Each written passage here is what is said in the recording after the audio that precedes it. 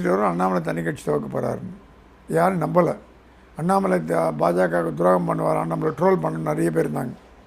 நம்ம கிடைச்ச சோர்ஸஸ் பிரகாரம் அண்ணாமலை கண்டிப்பாக 6 மாதம் எனக்கு பொறுத்தவரை நான் கிடைத்த தகவல் படி பேர் கொடி சிம்பிள் எல்லாம் ரிஜிஸ்டர் முடிஞ்சு போச்சு. ஓகே, எல்லாம் ரிஜிஸ்டர் பண்ணி வச்சாச்சு. வச்சுன்னா அப்புறம் தான் 6 மாதம் முன்னாடி வச்சாச்சு. ஸோ அண்ணாமலை மூவ் நமக்கு இது கரெக்டாக கணிச்சோம். நம்ம சேனலில் மட்டும்தான் நம்ம சேனல் சேர்த்து அண்ணாமலை தனி கட்சி கண்டிப்பாக துவக்க போகிறாருன்னு அனித்திரமாக நம்ம தான் சொன்னோம். அது அதே மாதிரி ஆயிடுச்சு. ஏன்னா நம்ம கிடைச்ச சோர்ஸ் அந்த மாதிரி. நம்ம அண்ணாமலைகிட்ட பேசலை, அவர்கிட்ட பேசினோட இதை பற்றி பேச மாட்டோம். ஆனால் நமக்கு கிடைக்க வேண்டிய சோர்ஸ் கரெக்டாக இருந்ததுனால கிடச்சிது. 2வது கேள்வி, நீங்கள் சொன்ன மாதிரி ஒரு இமெயில் அனுப்பிச்சிட்டு போயிருக்கலாம். ஆமாம். ஆனால் 6 மாதத்துக்கு முன்னாடி ராஜினாமா கிடையாது கொடுத்தாச்சுன்னு அதுவும் நம்ம பேசியிருக்கோம். ஓகே, 6 மாதம் முன்னாடி கொடுத்தாச்சு. அவங்க என்ன சொன்னாங்களாம், தேர்தல் வரைக்கும் இருங்க, இப்போ நீங்கள் போனீங்கன்னா தமிழ்நாடு பாஜக அடிபடும், நீங்கள் வளர்த்த பாஜக நீங்களே கண் எடுக்க கத்தி எடுத்து கண்ணில் குத்துற மாதிரி ஆகிடும், தேர்தல் வரைக்கும் இருங்கன்னாலும். சரி இருக்கேன்னாலும். பிரச்சாரம் பண்ணுங்கன்னாலும். பிரச்சாரம் பண்ணுறேன்னாலும். பிரச்சாரம் பண்ணார். அப்பா அது கொடுங்கன்னாலும். இல்லைங்க, தேர்தல் முடிவு வந்து அதிமுக சாதகமாக வந்தால் உங்களை துணை முதலமைச்சராக்கிறோம் அப்படின்னு பிட்டு போட்டிருக்காங்க டெல்லிக்கு. என்னென்னா அவரோட ராஜினாமாவை எடுத்துக்கிற மனநிலையில் அப்போ இல்லை அவங்க. ஓகே, அந்த பீரியட் இப்போ எனக்காக தெரியாது. அந்த பீரியட் அந்த மனநிலை இல்லாதனால தள்ளி போட்டு அண்ணாமலை ராஜினாமா ஏற்றுக்கொள்ள முடியல. அன்னைக்கு டெல்லி இல்லை, அன்னைக்கு மூடில் இல்லை. ஓகே, அப்புறம் திருப்பி அண்ணாமலை கேட்டேன், என்ன ஆச்சுங்க ராஜினாமா, இது இப்போ சொல்கிற முடிவு பண்ணுங்க, வெயிட் பண்ணுங்க. தேர்தல் முடிவில் வந்தாச்சு, வாஷ் அவுட் ஆயிடுச்சு. திருப்பி டெல்லிக்கு போனார் அண்ணாமலை. பிஜேபி வாஷ் அவுட் ஆகிடுச்சு தமிழ்நாட்டில். ஒரே ஒரு சீட்டு தான் வந்து 27 1 தான் வந்து, ஆல்மோஸ்ட் 0 மாதிரி. டெல்லிக்கு போனார் அண்ணாமலை. என்ன ஆச்சு ராஜினாமா? நான் தமிழ்நாட்டில் ராஜினாமா கொடுக்க விரும்பலை. ஏன்னா தேசிய கவுன்சில் மெம்பர்னால் ஃபார்மர் ஸ்டேட் பிரசிடென்ட் இன்னொரு ஸ்டேட் பிரசிடென்ட் ராஜினாமா கொடுக்க மாட்டார். யாரை கூட கேட்டாங்க, என்ன அண்ணாமலை இவ்வளோ கஷ்டப்பட்டார், நைனாட்டை போய் லெட்டரை கொடுத்துட்டு போக வேண்டியதான். இன்னும் இப்போது ஒரு ஜெனரல் மேனேஜர் ரெசிக்னேஷன்னா சேர்மன்ட்டு தான் கொடுப்பான், அசிஸ்டன்ட் மேனேஜர் கொடுக்க மாட்டான். நம்ம ப்ரொசீஜர் பார்க்க protocol, again everything protocol. So Annamalai protocol பிரகாரம் நிதின் நபீன்ட்டு தான் கொடுக்கணும். அவர் எடுத்துக்கலையோ பார்க்கலையோ கொடுக்கணும். அண்ணாமலை என்னென்னா இவ்வளோ வருஷமாக கட்சியில் இருந்தாச்சு, கட்சியை ஒழிச்சாச்சு, போகும்போதே ஸ்மூத்தாக போகலாமே, தேசிய தலைமை ரப் பண்ணிட்டு போக வேண்டாம். இல்லை இமெயில் அனுப்பிச்சிக்கலாம். அவருக்கு நெருக்கமான ஒருத்தர் கேட்டேன், இமெயில் நீங்கள் ஒரு வாரம் கொடுக்கலன்னா இமெயில் அனுப்பிச்சிட்டு போகிறதா இருந்தால் பிளானில் இருந்தார் அப்படின்னு. ஸோ தேர்தல் முடிவில் வந்தாச்சு. கூப்பிட்டு கேட்டது நான் அப்பயே சொன்னேங்க, கூட்டணி நாளை தோற்று போச்சு, இல்லை உங்கள் மேலே ப்ளேம் பண்ணுறாங்கண்ணா. அப்படி தான் பண்ணுவாங்க. நீங்கள் எடுத்துக்க நான் தான் ராஜினாமா பண்ணியாச்சே. இல்லை நைனா ராஜினாமா பண்ணிட்டாரு, 2 பேர் ராஜினாமா பண்ண. நீங்கள் முடிவு பண்ணுங்கள். முடிவு பண்ண வேண்டிய இடத்துல நீங்களே முடிவு பண்ணாத போது நாங்கள் எப்படி முடிவு பண்ணணுன்ற வார்த்தை கேட்டிருக்காரு. You are the decision maker. நீங்களே தடுமாறுறீங்களே, ஒரு வாரம் டைம் கொடுங்க, நான் உங்களுக்கு இதை ரீஹாபிலிட்டேட் பண்ண முடியுமா பார்க்குறேன். சொன்னால் இதான் லாஸ்ட் சான்ஸுங்க, எனக்கு வந்து தப்பாக எடுத்துக்காதீங்க, உங்கள் மேலே ரிகார்ட்ஸ் வச்சுருக்கேன். பிரதமர்னால் எனக்கு உயிர், அமித்ஷா என்னோட இது மாதிரி கடவுள் மாதிரி, சந்தோஷ்னா என்னோட நெருங்கிய ஆதரவாளர்கள். ஆனால் இதுக்கு மேலே என்னால் பொறுத்து என்னோடய தொண்டர்கள், ரசிகர்கள், ஆதரவாளர்கள் குதிச்சு போயிருக்காங்க. அவங்களுக்கு எதாவது பதில் சொல்லி ஆகணும், என்னால் ஹேண்டில் பண்ண முடியல. என் நிலமையை நீங்கள் புரிஞ்சுக்கங்கன்னு சொன்னதுக்கப்புறம் வெயிட் பண்ணுங்கன்னாலும் சொல்லிட்டாலும், நான் நாளைக்கு ராஜினாமா அனௌன்ஸ் பண்ண போகிறேன்னு சொல்லிட்டார். கொடுத்தாச்சு, எடுத்துக்கலை அப்படிங்கிற உண்மையை உடைக்க போகிறேன். நைட்டோட நைட்டாக டெல்லிக்கு வாங்க, நாளைக்கு பர்த்டேவாவது பரவாயில்ல வாங்க. அமித்ஷாட்ட என்ன உங்கள் ப்ராப்ளம், இது 10வது தடவையாக நீங்கள் கேட்குறீங்க, என்ன தான் 10வது தடவையாக கேட்குறீங்கிட்ட, உங்களுக்கு தெரியாத தமிழ்நாடு ப்ராப்ளம் கிடையாது, நீங்கள் தமிழ்நாடு ஹேண்டில் பண்ணுறீங்க. திருப்பி அவர் எல்லாம் சொன்னாராம், எப்படி சால்வ் பண்ணுறதுன்னு கேட்டாங்களாம். எனக்கு பதவி வேணாம், நீங்கள் யாராவது வச்சு இளைஞரை வச்சு சால்வ் பண்ணுவீங்க.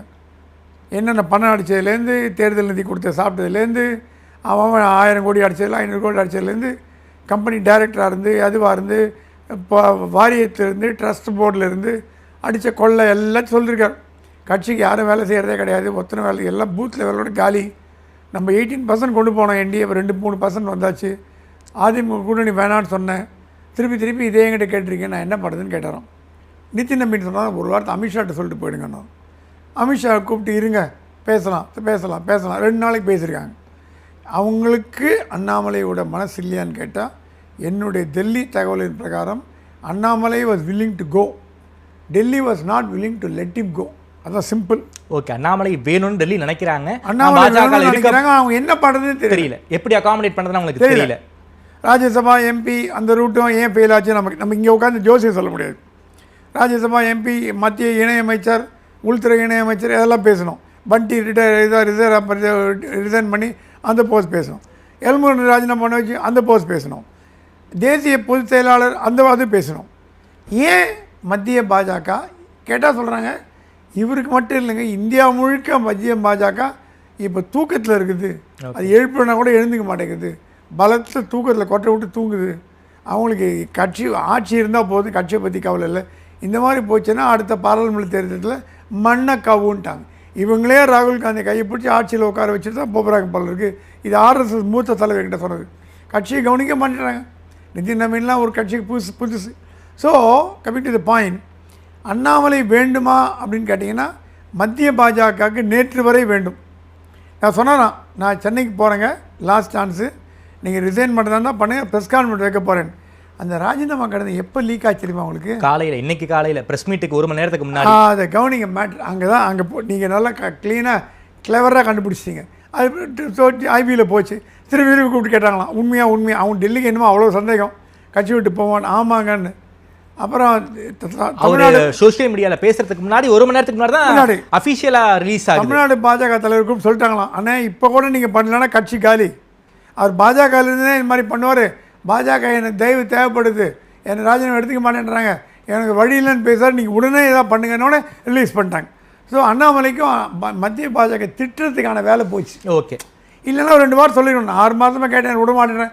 அப்போ என்ன ஆகும், சிம்பத்தி முழுக்க அண்ணாமலைகிட்ட வந்துடும். ஓகே, என்னங்க அண்ணாமலை போகிறேன்ற விட மாட்டேன்றீங்க, அவர் வாழ விட மாட்டேன்றீங்க, சாக விட மாட்டேன், என்னங்க பண்ண போகிறீங்க அப்படின்னு சிம்பத்தி வரும்னு சொல்லி டெல்லிக்கு யாரை சொன்னதுனால தமிழ்நாட்டில் ஒரு கட்சி சார்பில்லாத ஒரு முக்கிய பிரமுகர், ஒரு முக்கிய தலைவர்னு சொல்ல முடியாது, பிரமுகர், RSS போனுங்கிறவர், அவரு கூப்பிட்டு சொல்லி சொன்னதால் டெல்லி உடனே அக்செப்ட் பண்ணி அந்த லெட்டர்லாம் அனுப்ப மாட்டாங்க என்றைக்குமே.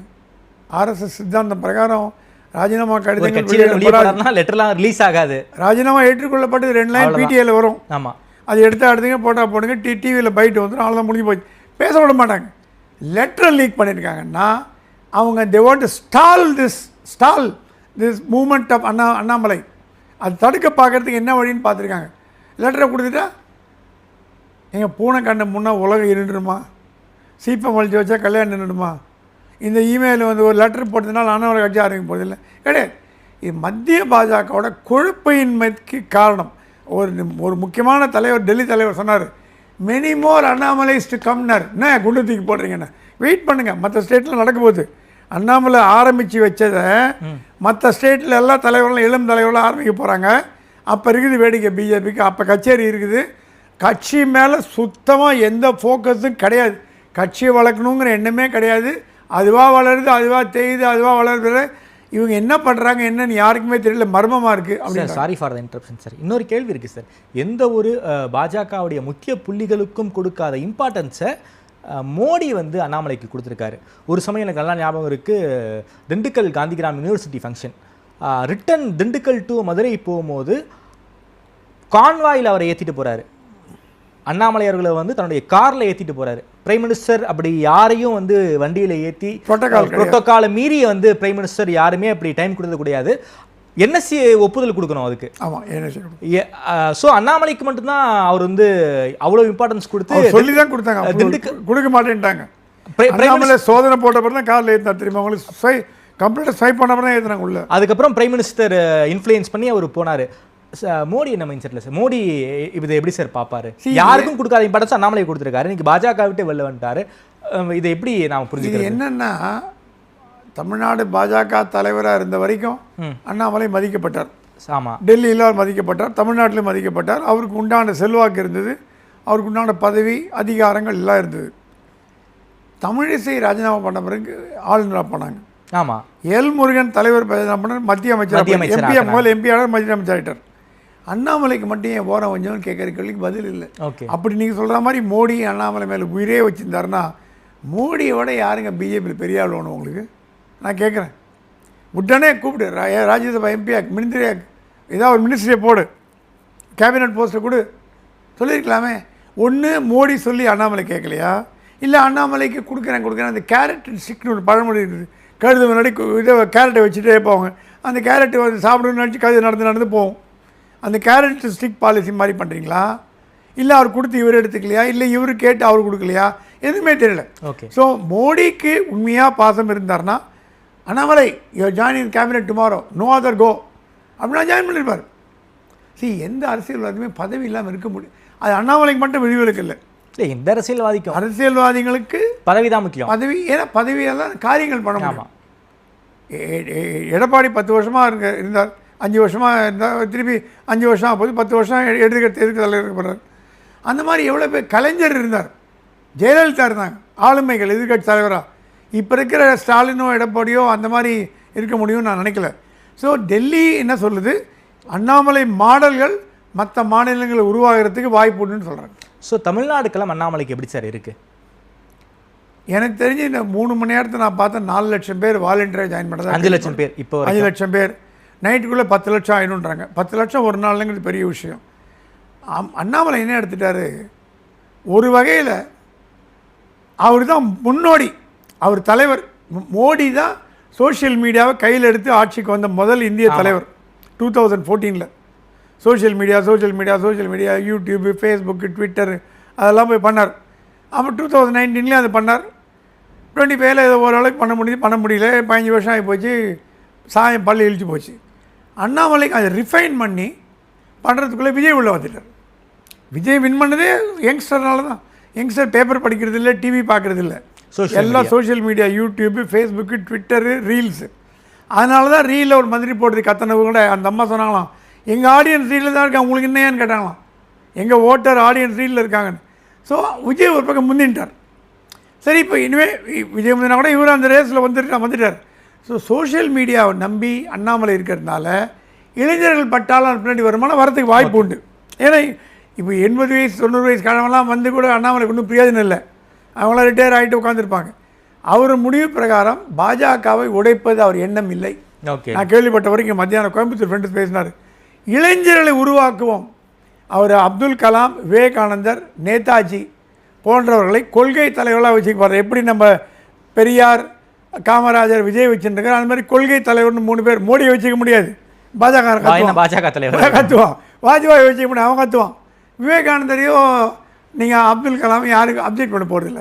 அவர் என்ன சொல்கிறாருன்னா, இளைஞர்கள் எனக்கு போதும், நான் உருவாக்குறேன், ட்ரெயின் பண்ணுறேன், கிளாஸ் எடுக்கிறேன், ஒர்க் ஷாப் எடுக்கிறேன், அமெரிக்காவில் கற்றுவதெல்லாம் எடுக்கிறேன்.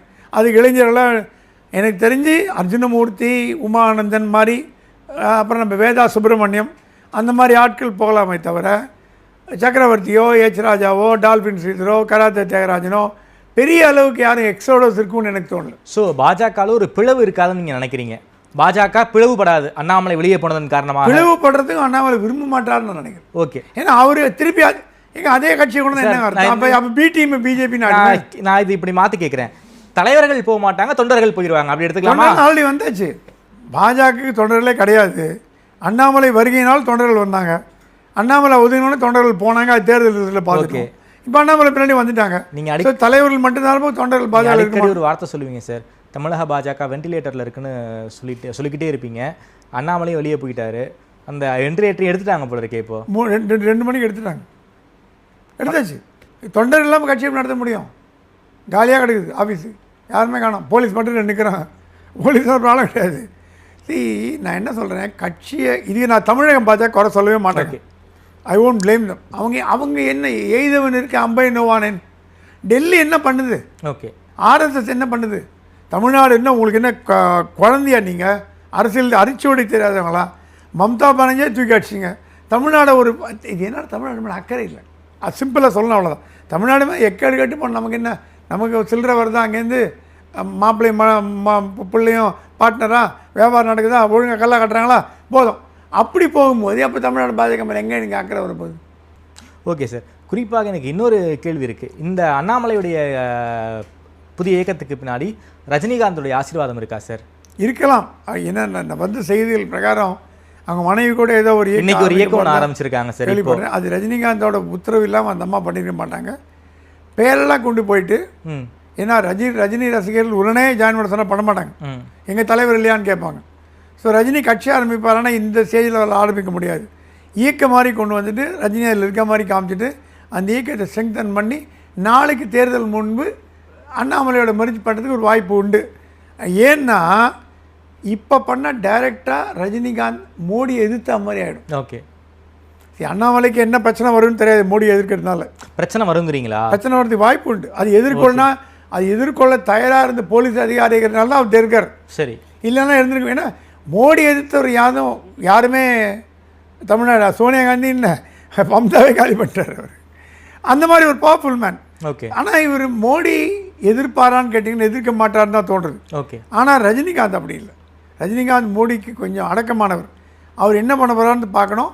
இல்லை ரஜினியோட ஆதரவோடு அவர் ஆதரவாளர் போய் சேர்றாங்களா, அவர் அப்படியே வழக்கம் போல் பேக் அடிச்சுட்டு நிற்பாரா அப்படிங்கிறது போக போக தான் பார்க்கணும். ஆனால் ரஜினியோட ஆதரவு பிளெஸ்ஸிங் இன்டைரக்டாக அண்ணாமலை இருக்குன்னு தான் நான் நினைக்கிறேன். அண்ணாமலை யார் எடுத்து அரசியல் பண்ணுவார்?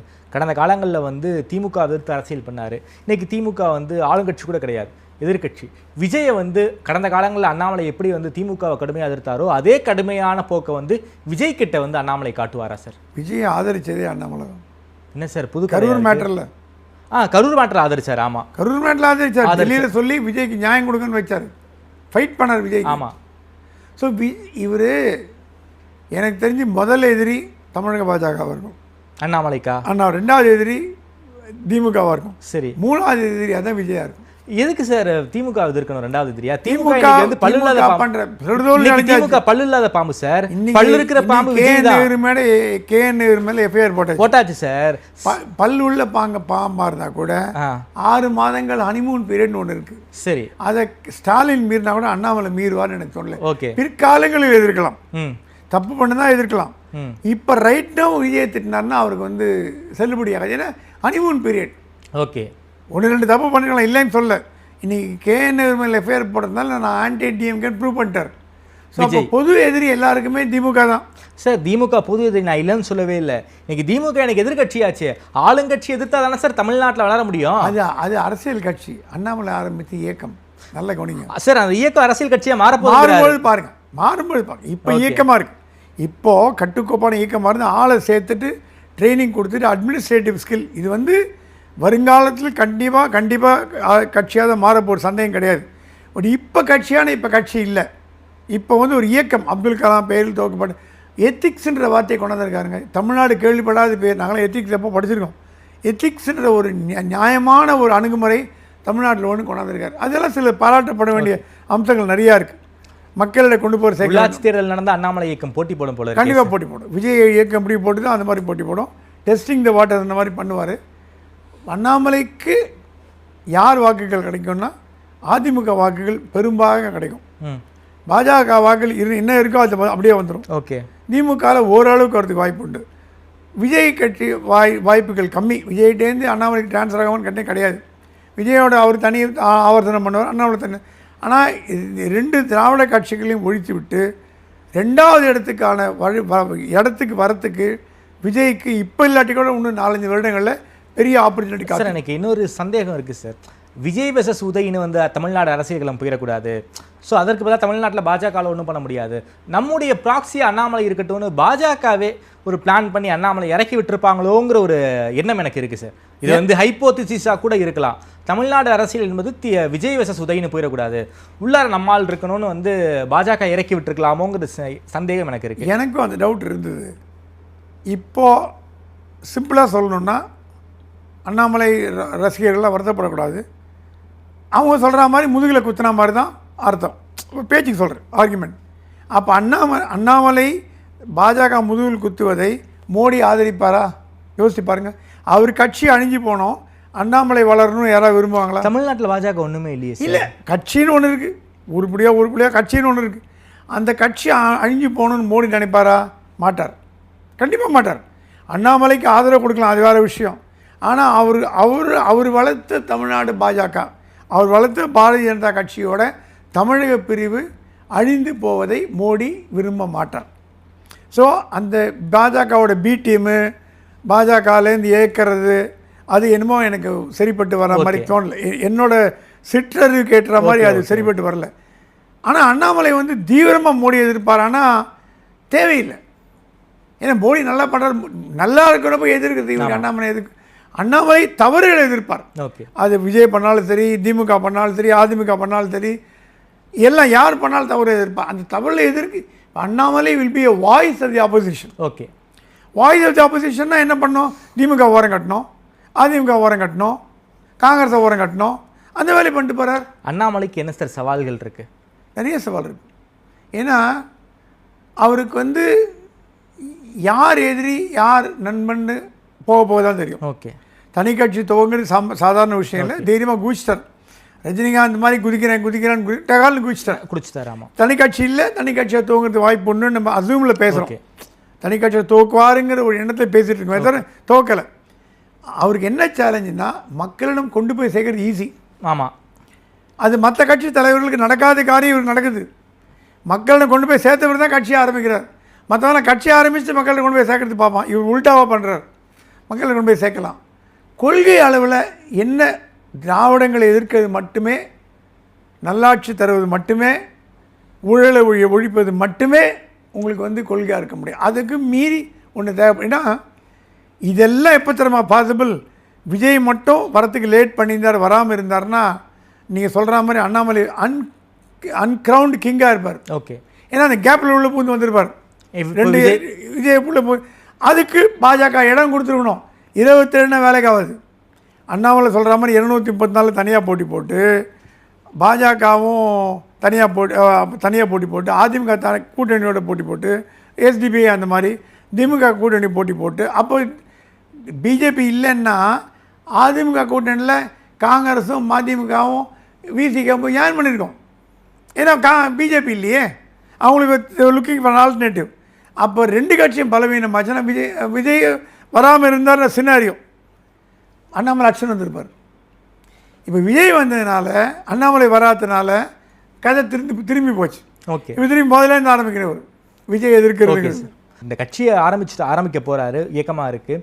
அண்ணாமலை மட்டுமே முகமாக இருக்கக்கூடாது, பல இளம் தலைவர்களை அண்ணாமலையை உருவாக்கணும் சார். அப்போ தான் வந்து கட்சி இன்னொரு கட்டத்துக்கு போகும்னு நான் நினைக்கிறேன்.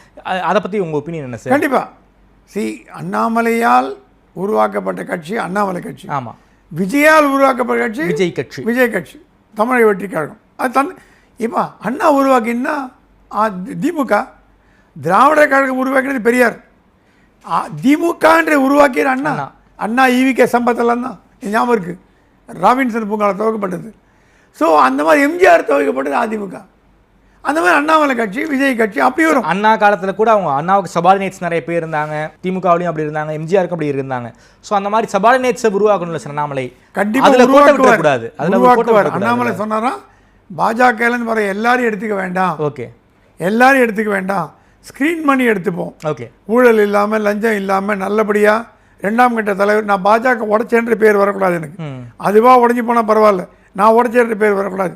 இப்போ இருக்கிற பிரகாரம் வேதா சுப்பிரமணியம், உமானந்தன், வசந்தன் கார்த்திகேயன், அது மாதிரி 4-5 பேர் தான் ஜாயின் பண்ணிருக்கான்னு கேள்விப்பட்டேன். நளினி ஸ்ரீன்னு ஒரு வக்கீல் உடனே ராஜினாமா பண்ணிட்டாங்க. ஆனால் முகப்பேர் தெரியாத நிறைய பேர் அண்ணாமலைக்கு வாழ்த்து தெரிவிச்சிருக்காங்க. வெளியில் சொல்லலை. அவங்க கேட்ட அந்த வால்மாங்க மதில் மேல் பூனை, இன்னும் ஒரு வாரம் கழித்து பார்க்கலான்னு. அந்த ஒரு வாரத்தில் அண்ணாமலை மூடு எப்படி இருக்கும்? ஸ்க்ரீன் பண்ணி எடுப்பாரா, வந்தவங்களை எடுத்துப்பாரா, இல்லை எனக்கு புதியவர்களே போதும், பழைய பாஜக பழம்பெருச்சாளிகள் வேண்டாம், ஓகே, புதியவங்களை ட்ரெயின் பண்ணி லீடர்ஷிப் கொடுத்து புதிய தலை இளம் விஜய் அதுக்கு முன்னாடி வெங்கட்ராமன், புஷியானந்த் தவிர விஜய் கூட முதலேருந்து இருந்த யாரும் கிடையாது. அவங்க 2 பேர் வேறு கெப்பாசிட்டி இருந்தாங்க. அவர் செக்ரட்டரியாக இருந்தார், ஆடிட்டராக இருந்தார். அவங்க கட்சியில் உள்ள வந்து இப்போ பெரிய ஆளாகி இப்போது தனபால் பையன், ராஜ்மோகன், அந்த மாதிரி இளைஞர்கள், கீர்த்தனா, அவங்களெல்லாம் மந்திரி ஆக்கிட்டாருன்னா யாரும் எதிரே பார்த்தல. இப்போ பார்த்தீங்கன்னா ஆவரேஜே 25-30 தான். அதே மாதிரியான ஒரு கொள்கையை அண்ணாமலை கடைப்பிடிப்பாருன்னா கண்டிப்பாக. ஏன்னா சக்ஸஸ் ஃபார்முலான்னு விஜய் ஒன்று உருவாக்கிட்டார். ஓகே, அதே மாதிரி ஒரு ஃபார்முலா உருவாக்குறது கஷ்டம் இல்லை. ஓகே சார், குறிப்பாக அண்ணாமலை ஆட்டம் ஆரம்பம்னு சொல்கிறீங்க. அதிரடி ஆட்டம் இப்போ பார்க்கலாம் சார். பல்வேறு விஷயங்களை பற்றி ரொம்ப வெளிப்படையாக பேசியிருக்கீங்க. எல்லாத்தையும் வந்து காலம்தான் பதில் சொல்லணும். ரஜினிகாந்த் மாதிரி சொல்ல வேண்டும் என்றால் என்ன நடக்க போகுதுங்கிறது நமக்கு எதிர்காலத்தில் நமக்கு நல்லா தெரிஞ்சிடும் சார். கட்சி ஆரம்பித்த பின்னணி டெல்லி பின்னாடி இருக்கா இல்லையாங்கிறத பற்றி ரொம்ப விரிவாக பேசியிருக்கீங்க. நேரில் என்ன கொடுத்து பேசி நன்றி சுவாமி சார்.